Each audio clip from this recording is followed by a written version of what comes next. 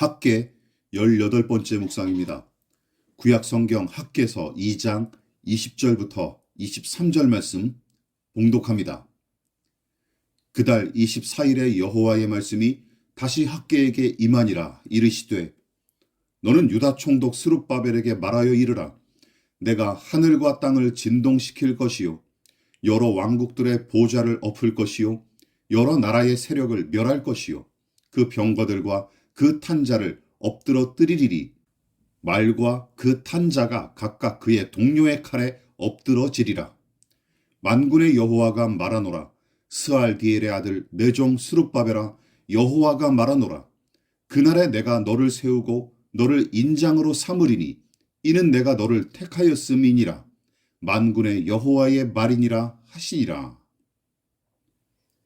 같은 날 또다시 학계에게 임한 계시는 남유다 백성과 성전 건축의 문제를 초월하는 내용이었습니다. 하늘과 땅을 진동시키고 여러 왕국의 권좌를 들었다 놨다 하실 수 있으며 세상 나라들의 흥망성쇠를 주관하시는 분으로 계시하시죠. 그리고 이 계시를 유다의 총독인 스룹바벨에게 말하라고 지시하십니다. 아마도 평범한 백성만 성전 기초공사의 면면을 확인하고 낙심한 게 아니었던 것 같습니다. 이미 스룹바벨을 비롯한 지도자들로부터 저들 스스로 작고 초라한 재건 공사의 규모에 잔뜩 실망했고 게다가 백성의 여론과 전반적인 분위기마저 침체에 빠지자 더더욱 낙심했던 게 틀림없습니다. 물론 이 계시가 스룹바벨한테만 전달되고 사라진 것은 아니죠. 분명한 기록으로 남긴 것은 모든 백성에게도 분명하게 선포되었다는 사실을 증명합니다.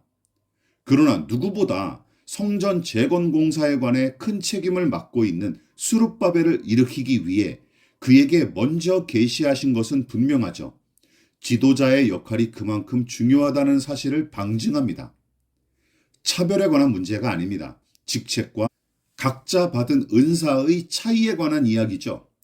어떤 사람들은 교회와 하나님의 나라를 공산주의의 발전된 형태로 오해하기도 하는데 너무나 어처구니 없는 이론에 불과합니다. 물론 교회와 하나님 나라는 자본주의와도 궤를 달리해야 마땅하죠. 자본주의에서 요구하는 황금 만능주의와 성공지상주의는 오히려 배격해야 할 비성경적 가치관입니다. 그러나 그 반대도 마찬가지예요. 하나님의 나라와 교회는 획일적인 평등을 강요하는 곳이 아닙니다. 또한 똑같은 모양의 사람을 생산하는 공산품 생산 공장도 아니에요.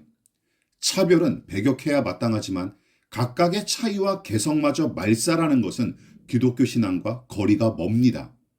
그래서 우선 학계 선지자에게 말씀하셨고 그 다음으로 총독인 스룹바벨에게 계시하셨습니다. 물론 항상 이런 순서로 계시하시고 은혜를 베푸신다는 식으로 오해하지는 마십시오. 그리고 먼저 은혜와 계시를 받은 데 대해 차별이나 편애로 오해하지도 마십시오. 하나님의 말씀을 먼저 받은 일은 틀림없이 각별한 은혜인 것은 분명하지만 먼저 받은 데 대한 책임과 사명을 요구한다는 사실도 간과하면 안 됩니다. 먼저 받아놓고서 그 은혜의 값어치를 발휘하지 않으면 오히려 급속하게 변질하고 부패하기 일쑤였죠.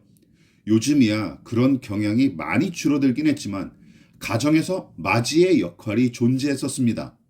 편애의 대상이기도 해서 부러움을 사기도 했지만 다른 한편으로는 동생들과 가정의 문제에 대한 책임을 맞이가 짊어지기도 했죠. 마찬가지입니다. 학계와 스룹바벨에게 임한 계시는 더 큰 책임을 요구하는 하나님의 호의이자 무거운 과제와도 같았습니다. 이런 맥락에서 오늘날 목회자들은 말씀을 맡은 자로서의 책임을 제대로 감당하고 있는지 성찰할 필요가 있습니다. 먼저 말씀을 받았다고 유세나 떨면서 도리어 책임은 등한시하는 작태를 어렵지 않게 발견할 수 있죠. 혹시 받은 은혜가 있으십니까? 그렇다면 책임질 일을 책임지십시오.